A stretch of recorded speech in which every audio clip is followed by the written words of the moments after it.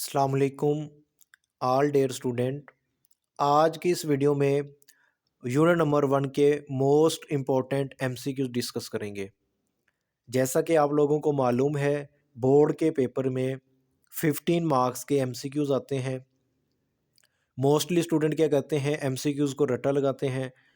आप लोगों को रट्टा लगाने की बिल्कुल भी ज़रूरत नहीं है। बिल्कुल आसान और इजी वे में मैं आप लोगों को बताऊंगा आप लोगों ने एमसीक्यूज कैसे सॉल्व करने हैं, और जो ऑप्शन आप लोगों को गिवन होंगे उनमें से आपने कौन सा करेक्ट एमसीक्यूज़ होगा उसको आपने कैसे फाइंड आउट करना है। रट्टा नहीं लगाना, एमसीक्यूज़ को समझ के सॉल्व करना है। अब देखें यहाँ पे हमारे पास यूनिट नंबर 1 के फर्स्ट एमसीक्यूज़ देखें तो हमारे पास लिखा हुआ है द ऑर्डर ऑफ मैट्रिक्स। अब देखें यहाँ पे हमारे पास ये एक मैट्रिक्स गिवन है। वो कहते हैं कि इसका ऑर्डर क्या होता है। ऑर्डर से मुराद होती है number of rows and columns. अब इस मैट्रिक्स में देखें हमारे पास 1 रो है, 2 कॉलम्स हैं। तो इसका ऑर्डर क्या होगा, इसका ऑर्डर होगा 1/2। यानी कि इसका जो ऑप्शन करेक्ट होगा वो आपने क्या देखना होगा, 1/2 वाला जो भी ऑप्शन होगा वो उस पे आपने क्या कर देना है, उसको सर्कल कर देना है। और अगर आप पेपर बोर्ड के पेपर में कर रहे हैं तो उसकी बबल आप क्या कर दोगे, फिल कर दोगे इस ऑप्शन की। तो यहाँ पे देखें इसका ऑर्डर क्या हो गया, 1/2। अब यहाँ पे वो नेक्स्ट वो कहता है कि सेकंड एमसीक्यूज में हमारे पास एक मैट्रिक्स गिवन है। वो कहते हैं कि ये कौन सी टाइप का मैट्रिक्स है। वो आपके पास आ जाएगा, ये स्क्वायर मैट्रिक्स है, रेक्टेंगुलर मैट्रिक्स है, ठीक है, कुछ भी हो सकता है। तो अगर आप इसको देखें तो ये मैट्रिक्स हमारे पास स्क्वायर मैट्रिक्स भी है और इसके साथ साथ ये क्या है, स्केलर मैट्रिक्स है। स्केलर मैट्रिक्स हमारे पास मैट्रिक्स की एक स्पेशल टाइप होती है जिसमें क्या होता है कि हमारे पास ये जो डायगोनल की एंट्रीज होती हैं ना वो सेम आ जाती हैं। देखिए यहाँ पे अगर मैंने 4 लिख दिया और इधर 4, यानी सबसे पहले तो उसको स्क्वायर मैट्रिक्स होना चाहिए। स्केलर मैट्रिक्स को क्या होना चाहिए, स्क्वायर मैट्रिक्स होना चाहिए। उसके बाद स्क्वायर मैट्रिक्स किसे कहते हैं, जिसका ऑर्डर क्या हो, 2/2 हो, यानी जिसमें 2 रोज हो 2 कॉलम्स हो, उसको कहते हैं स्क्वायर मैट्रिक्स। इसी तरह 3 रोज 3 कॉलम्स को भी स्क्वायर मैट्रिक्स कहेंगे। अब यहाँ पे हमारे पास देखें ये वाली जो एंट्रीज होती हैं इसे कहते हैं डायगोनल की एंट्रीज, ठीक है। और ये वाली जो एंट्रीज़ होती है जो यहाँ पे मैं लिखूँगा इसको कहते हैं नॉन डायगोनल एंट्रीज़। तो यहाँ पे नॉन डायगोनल में हमेशा क्या होना चाहिए, दोनों एंट्रीज़ 0 होनी चाहिए।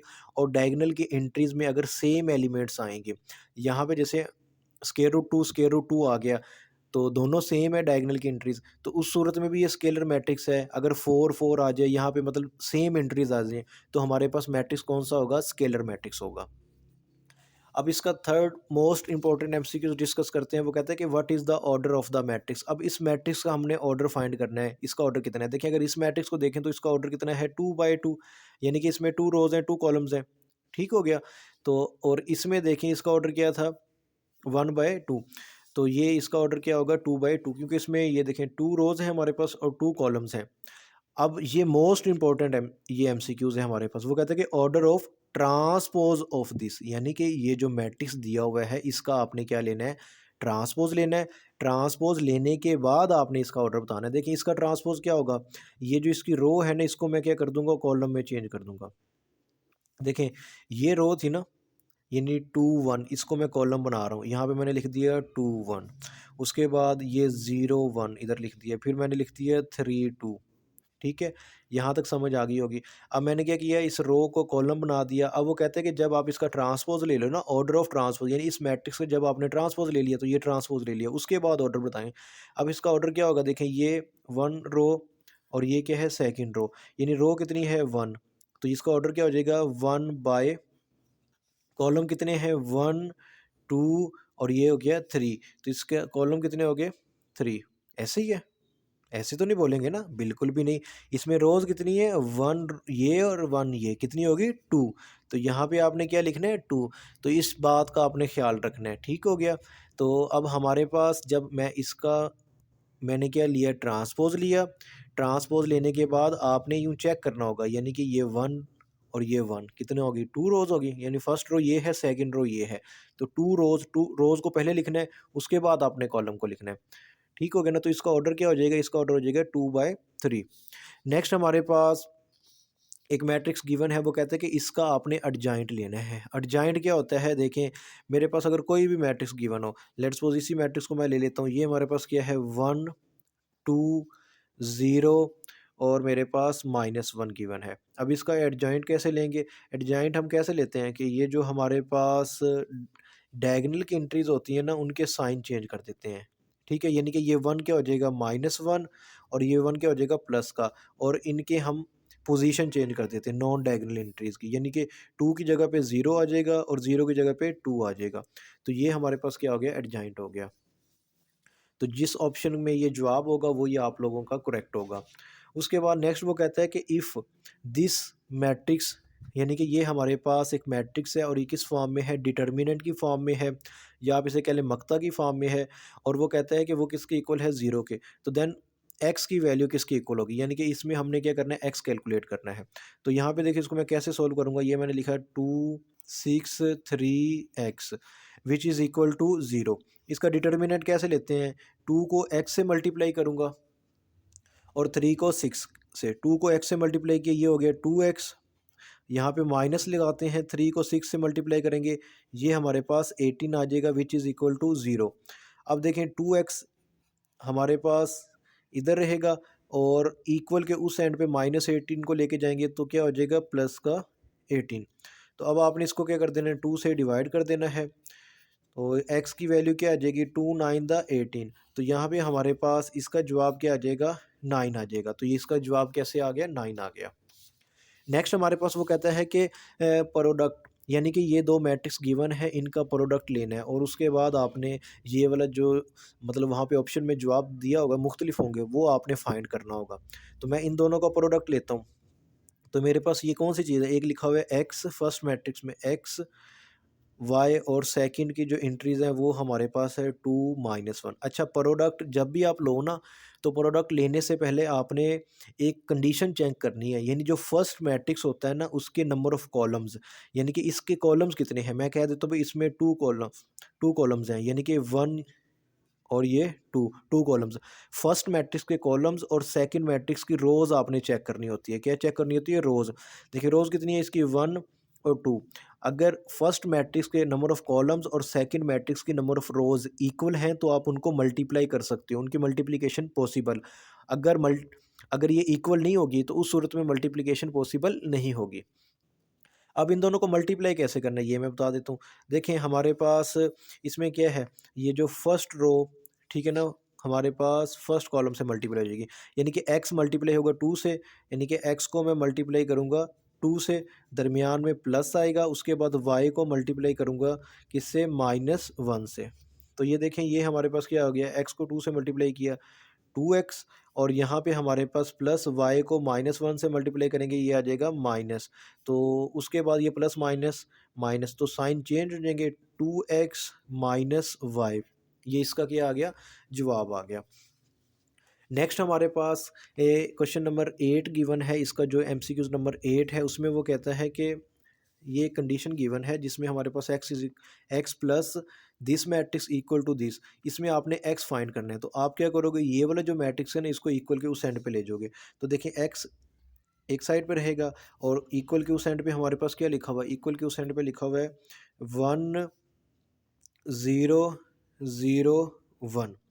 उसके बाद माइनस, जब ये मैट्रिक्स उधर गया तो यहाँ ये क्या हो जाएगा, माइनस का हो जाएगा। तो यहाँ पे इसकी जो एंट्रीज हैं वो लिखें -1 -2 0 -1। अब आपने क्या करना है, इनको माइनस कर देना है। जब इसको आप माइनस करोगे तो क्या जवाब आएगा, देखें ये 1 माइनस माइनस प्लस का 1, उसके बाद 0, और फिर हमारे पास ये माइनस और ये माइनस, माइनस माइनस क्या हो जाएगा, प्लस का 2 आ जाएगा, और उसके बाद 0 और -0 हो जाएगा, और ये 1, ठीक है, ये माइनस माइनस प्लस 1। फिर अब हमारे पास यहाँ पे क्या आएगा, 1 और 1 2 आ जाएगा, यहाँ पे भी 2 आ गया, ये 0 आ गया, और ये क्या आ गया, 2 आ गया। तो ये इसका क्या होगा, करेक्ट आंसर होगा। तो ये हमारे पास इसका जवाब आ गया। तो इस तरह करके आप लोगों ने इसको क्या करना है, सोल्व करके MCQs के आंसर फाइंड करने होंगे, ना कि इसको रट्टा लगाओगे। तो मुझे उम्मीद है कि आप लोगों को यहाँ तक समझ आ गई होगी। आप लोगों से रिक्वेस्ट है कि इस वीडियो को लाइक करें। हमारा ये जो चैनल शुएब मैथ वाला है इसे भी आप लोग लाजमी सब्सक्राइब करें, और साथ में दिए गए बेल आइकन पे भी क्लिक करें, ताकि हर न्यू आने वाली वीडियो का नोटिफिकेशन आपको मिलता रहे। नेक्स्ट हमारे पास MCQs नंबर 9 है, उसमें कहता है कि who give the idea of matrices. ये मोस्ट इंपॉर्टेंट MCQs है, पेपर में आता है कि मैट्रिसेस का आइडिया कब और किसने दिया था। तो वो कहता है कि आर्थर केले ने दिया था, कब, हमारे पास 1858 में। तो ये MCQs वेरी वेरी इंपॉर्टेंट है। If A is a matrix, अगर ए हमारे पास कोई मैट्रिक्स हो, then its transpose is denoted by, तो उसके ट्रांसपोज को हम कैसे डिनोट करेंगे?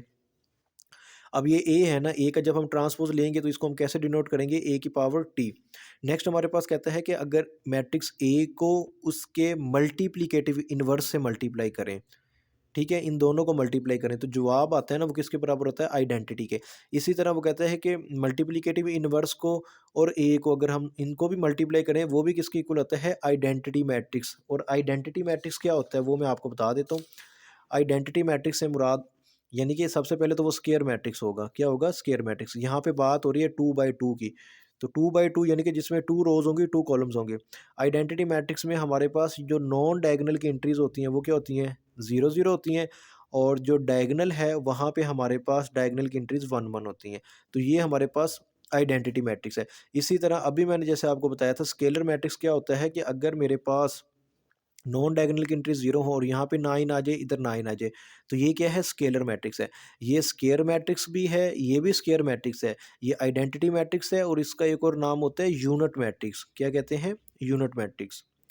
इसी तरह आप लोगों ने डायगोनल मैट्रिक्स, एक क्या होता है? डायगोनल मैट्रिक्स, यानी डायगोनल को मैं डी से डिनोट कर रहा हूँ, लेट्स सपोज। डायगोनल मैट्रिक्स की डेफिनेशन है, वो कहता है कि एट लीस्ट वन एलिमेंट हमारे पास क्या हो? किसका? डायगोनल का, वो नॉन ज़ीरो होना चाहिए। यानी अगर यहाँ पे 7 लिख दिया, ये नॉन डायगोनल की एंट्रीज तो 0 0 हो, लेकिन जो डायगोनल की एंट्रीज में at least one element non zero हो। देखिए यहाँ पे मैंने अगर 7 लिख दिया तो यहाँ पे मैं 0, ये भी डायगोनल है। और इसी तरह अगर मैं एक मैट्रिक्स यूँ लिख दूँ, यहाँ पे 7 लिख दूँ, यहाँ पे 9 और इधर 0 0, तो ये मैट्रिक्स भी मेरे पास क्या है? डायगोनल है। पहले वो स्केयर मैट्रिक्स होगा, उसके बाद डायगोनल होगा, क्योंकि अगर कोई भी मैट्रिक्स स्केयर मैट्रिक्स नहीं होता, डायगोनल की बात कर रहा हूँ। अगर ये स्केयर मैट्रिक्स ना होता तो ये डायगोनल ही ना होता। कैसे? देखें, अगर मैं मैट्रिक्स यूँ ले लूँ 1 2 3, तो ये जो मैट्रिक्स है ये तो रेक्टेंगुलर मैट्रिक्स है, क्योंकि इसमें नंबर ऑफ रोज और कॉलम्स बराबर नहीं है। ये रेक्टेंगुलर भी है, और इसकी दूसरी टाइप हमारे पास क्या है? ये रो मैट्रिक्स भी है, और उसके पास साथ साथ ये क्या है? रेक्टेंगुलर मैट्रिक्स भी है। ठीक हो गया? तो ये क्या है? रेक्टेंगुलर।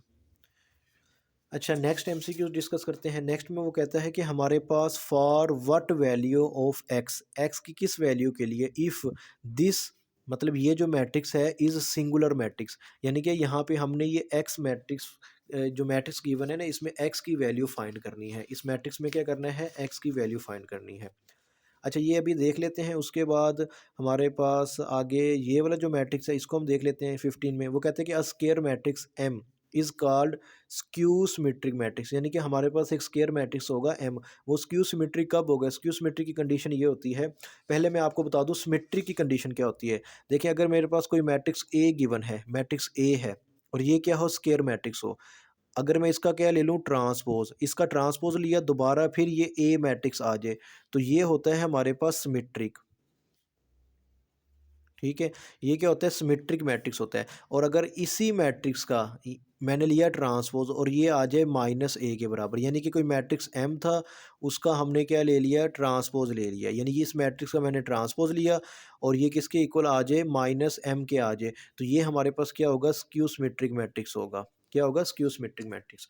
अच्छा, अब हम एमसीक्यूज नंबर 13 को देख लेते हैं। 13 में हमारे पास जो मैट्रिक्स गिवन है उसमें देखें उसकी जो वैल्यूज़ हैं वो हमारे पास हैं, क्या कहते हैं, 3 -6 2 और x।